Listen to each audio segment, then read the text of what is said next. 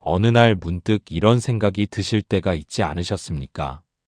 교회 예배가 끝나고 성도들이 삼삼오오 모여 이야기꽃을 피울 때 나만 혼자 조용히 자리를 뜨는 느낌. 자녀들은 주일에도 바쁘다며 예배에 나오지 않고 남편이나 아내는 당신 혼자 다녀와 하고 돌아눕는 아침. 식탁에 앉아 혼자 묵상하고 혼자 손을 모아 기도합니다. 나 혼자 기도한다고 뭐가 달라질까? 이 질문이 가슴에 찔릴 때가 있으시지 않습니까? 가족들은 다 관심 없는데 나만 유난 떠는 건 아닐까? 그 외로움이 어느 날 밤 눈물이 되어 베개를 적실 때도 있으셨을 것입니다. 하지만 오늘 말씀드리고 싶은 것이 있습니다. 그 외로운 기도가, 그 보이지 않는 헌신이 하나님 앞에서는 결코 작지 않다는 것입니다.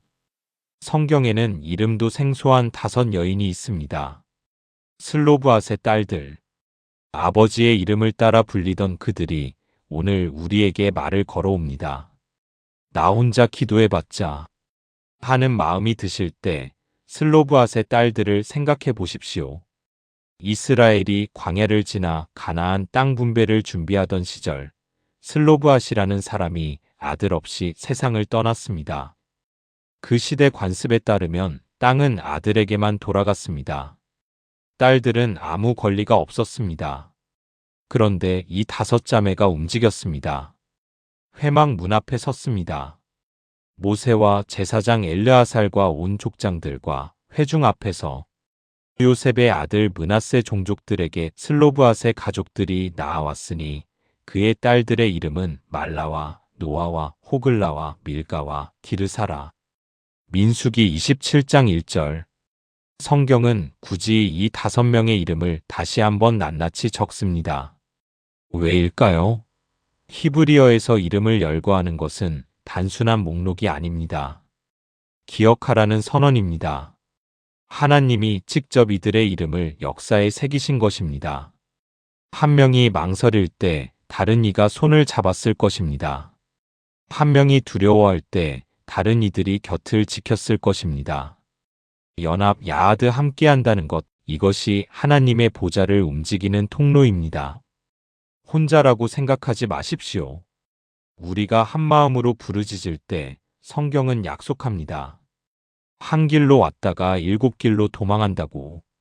연합은 하나님의 보좌를 움직이는 가장 강력한 통로입니다. 혼자인 것처럼 보여도 우리는 하나님 안에서 결코 혼자가 아닙니다. 복을 받은 이유가 더 중요합니다. 응답을 받은 후에 하나님과 가까워지는 분이 있는가 하면 멀어지는 분도 있습니다. 슬로브앗의 딸들 이야기는 27장에서 끝나지 않습니다. 민수기 36장에서 다른 지파 사람들이 우려를 표합니다. 이 여인들이 다른 지파 남자와 결혼하면 우리 지파 땅이 줄어들지 않겠느냐? 하나님은 이렇게 명하셨습니다. 슬로브앗의 딸들은 마음대로 시집가려니와 오직 그 조상 지파의 종족에게로만 시집갈지니 슬로브앗의 딸들이 여호와께서 모세에게 명령하신 대로 행하니라. 민수기 36장 6절과 10절. 놀랍지 않습니까? 그토록 어렵게 얻어낸 기업인데 자신들의 선택권을 기꺼이 내려놓았습니다. 기업을 얻는 것보다 기업을 보존하는 것을 더 가치 있게 여긴 것입니다. 부모 세대는 이제 지키는 세대입니다. 하나님이 우리 가문에 주신 은혜의 불꽃이 꺼지지 않도록 파수꾼의 사명을 감당해야 합니다. 여러분의 기도와 성김과 헌신은 하나님의 기업을 우리 가정 안에 묶어두는 거룩한 밧줄입니다. 하나님의 기업은 얻는 것보다 지키는 것이 더 성숙한 신앙입니다. 여러분의 헌신이 그 기업을 다음 세대에게 전달하는 거룩한 밧줄입니다. 내가 뭘 안다고 배운 것도 없고 가진 것도 없는데 우리는 자꾸 자신을 과소평가합니다. 은퇴 이후 사회의 중심에서 밀려났다고 느낄 때 이 무력감은 더 커집니다. 그러나 하나님 나라의 원리는 다릅니다. 이름 없는 5자매의 용기가 이스라엘 전체의 법을 바꾸었습니다. 이스라엘 자손에게 말하여 이르기를 사람이 죽고 아들이 없으면 그의 기업을 그의 딸에게 돌릴 것이요. 이것이 나 여호와가 너 모세에게 명령한 대로 이스라엘 자손에게 판결의 규례가 되게 할지니라. 민수기 27장 8절에서 11절. 다섯 자매의 개인적인 사정으로 시작된 요청이 이스라엘이 영원히 지켜야 할 판결의 규례 미시파트가 되었습니다. 미시파트. 공의의 질서, 하나님의 공정한 판결이 그들의 용기 하나로 확장된 것입니다. 여러분 한 분의 뜨거운 기도가 여러분의 가정만 살리는 것이 아닙니다. 여러분이 속한 교회와 이 나라의 영적 기류를 바꾸는 규례가 됩니다. 부모 세대의 기도는 공동체의 버팀목입니다. 지극히 작은 자 한 명의 믿음이 공동체 전체의 역사를 바꿉니다. 여러분의 기도는 가정을 넘어 이 시대의 영적 판결이 됩니다. 한 작은 교회에 권사님이 한 분 계셨습니다. 세 자녀 모두 서울로 올라가 바쁘게 살았고 남편도 먼저 하늘나라로 갔습니다. 주일마다 혼자 새벽 버스를 타고 교회에 나왔습니다. 어느 해 추석 서울 간 막내 아들이 내려왔다가 어머니의 성경책을 우연히 집어들었습니다. 너덜너덜해진 성경 여백마다 빼곡한 글씨들, 날짜와 이름 그리고 짧은 기도 메모들. 오늘도 민호 믿음 주옵소서. 1998년 3월 12일 수연이 취업 허락하심 감사 2005년 8월 20일 막내 결혼 앞두고 주여 지켜주소서 2010년 1월 3일 20년 넘도록 자녀들 이름 하나하나를 적어가며 기도한 흔적들이었습니다. 아들은 그 자리에서 한참을 울었다고 합니다. 그날 이후 그는 교회로 돌아왔습니다. 화려한 기적이 아니었습니다. 낡은 성경책 한 권, 여백을 채운 기도 메모들. 그것이 아들의 마음을 열었습니다. 여러분의 기도 노트가 지금 이 순간에도 역사를 쓰고 있습니다. 이번 주 안에 한 가지를 해보시기 바랍니다. 기도하는 자리, 골방이든 교회 기도실이든 그 마지막 5분을 가족 이름 한 명씩 부르며 축복 기도하는 시간으로 들이십시오. 그리고 오늘 기도한 제목을 노트 한 줄이라도 적어두십시오.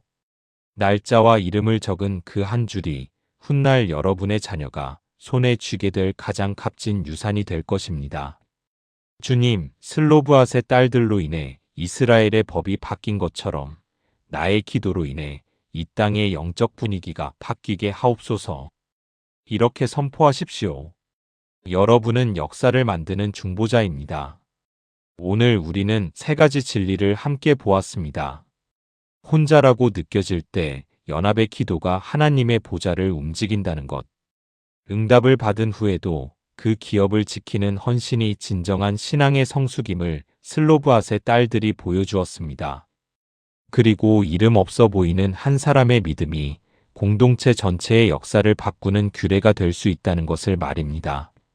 사랑하는 여러분, 고개를 드십시오. 여러분은 더 이상 이름 없는 조연이 아닙니다. 하나님은 지금 이 시간 여러분의 이름을 부르고 계십니다. 말라처럼, 노아처럼, 호글라처럼, 밀가처럼, 디르사처럼 하나하나 이름 불러 기억하십니다. 여러분의 기도 노트는 가문의 역사책입니다. 여러분의 새벽 기도는 이 시대의 규례를 바꾸는 외침입니다. 그 외로운 기도가 하늘에는 결코 외롭지 않게 도달하고 있습니다. 오늘 집으로 돌아가시거든 이렇게 고백하십시오. 나는 이름 없는 자가 아닙니다. 나는 하나님의 역사를 쓰는 자입니다. 다니엘이 절체절명의 위기에서 혼자 기도하지 않고 새 친구에게 달려간 것처럼 슬로브앗의 자매들이 함께 회막문 앞에 선 것처럼 여러분의 합심 기도가 가문의 운명을 바꿀 것입니다. 이스라엘 자손에게 말하여 이르기를 사람이 죽고 아들이 없으면 그의 기업을 그의 딸에게 돌릴 것이요. 이것이 나 여호와가 너 모세에게 명령한 대로 이스라엘 자손에게 판결의 규례가 되게 할지니라. 민수기 27장 8절에서 11절. 아멘.